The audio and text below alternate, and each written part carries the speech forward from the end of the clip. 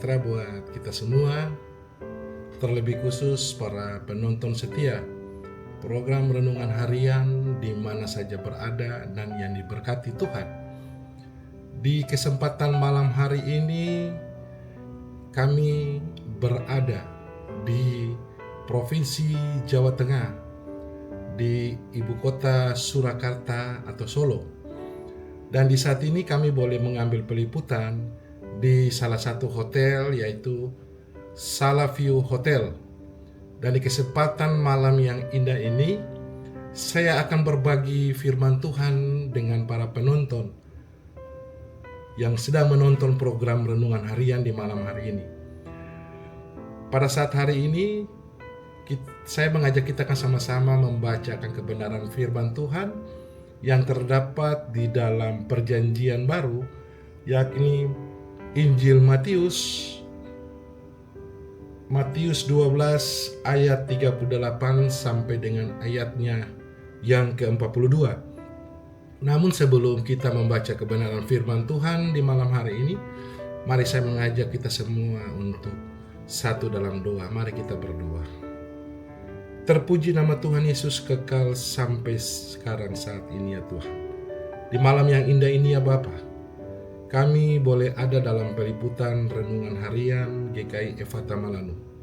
Dan di saat ini Tuhan, kami boleh berada di Provinsi Jawa Tengah, kota Surakarta, Solo.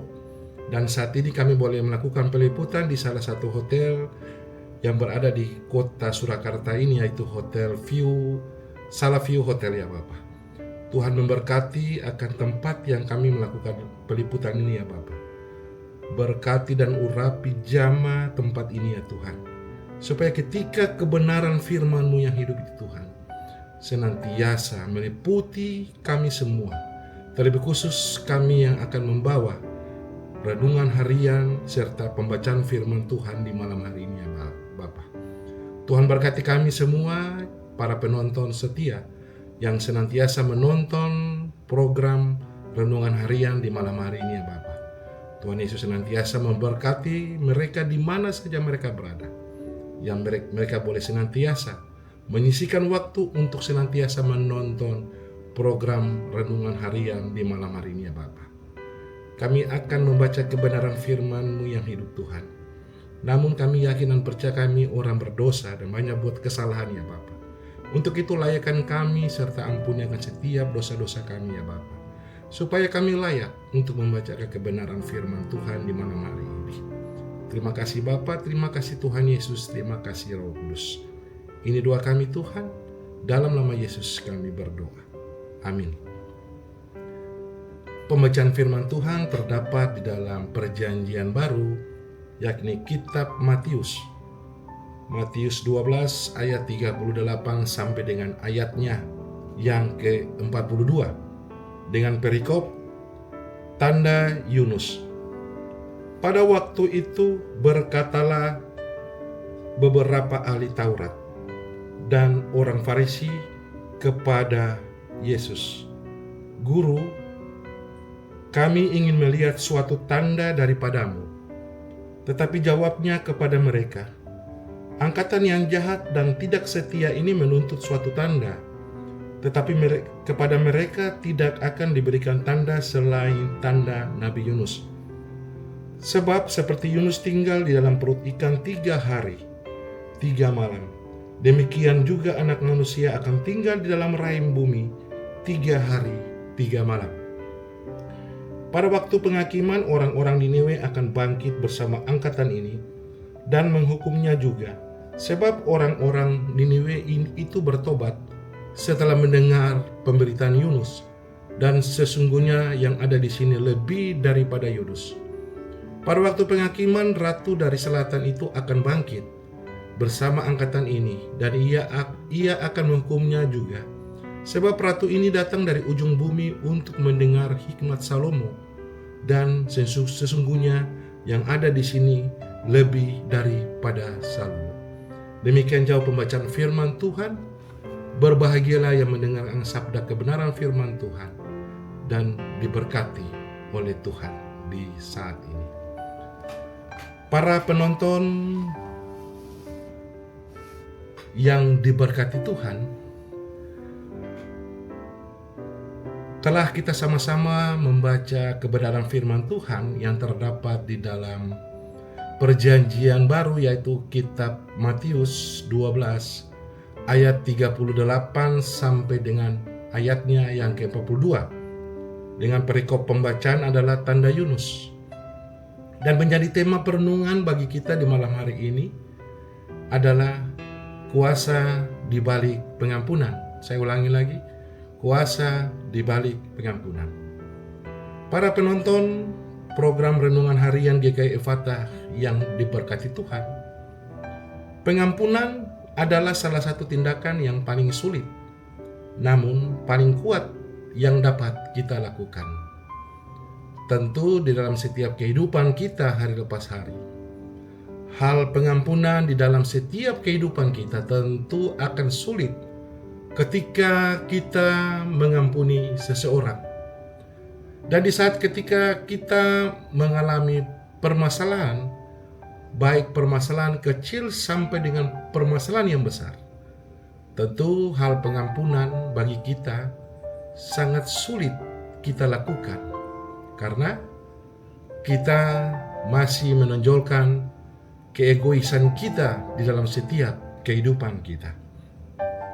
Pada ayat dari Matius 12 ayat 38 sampai dengan ayatnya yang ke-42 memberikan gambaran tentang Yesus yang lebih besar dari Yunus yang membawa berita pertobatan dan pengampunan. Yunus diutus ke Niniwe untuk menyerukan pertobatan dan kota itu diselamatkan oleh pengampunan Tuhan. Ketika kita berbicara tentang pengampunan Tuhan, kita sering berpikir tentang pengampunan terhadap orang lain. Namun ada kalanya kita perlu mengampuni diri kita sendiri. Kita semua banyak atau membuat kesalahan dan jatuh dalam dosa. Namun Tuhan selalu siap memberikan kita pengampunan apabila kita datang kepadanya dengan hati yang tulus. Para penonton program renungan harian yang diberkati Tuhan, Tuhan Yesus menunjukkan kepada kita kuasa pengampunan melalui pengorbanannya di kayu salib.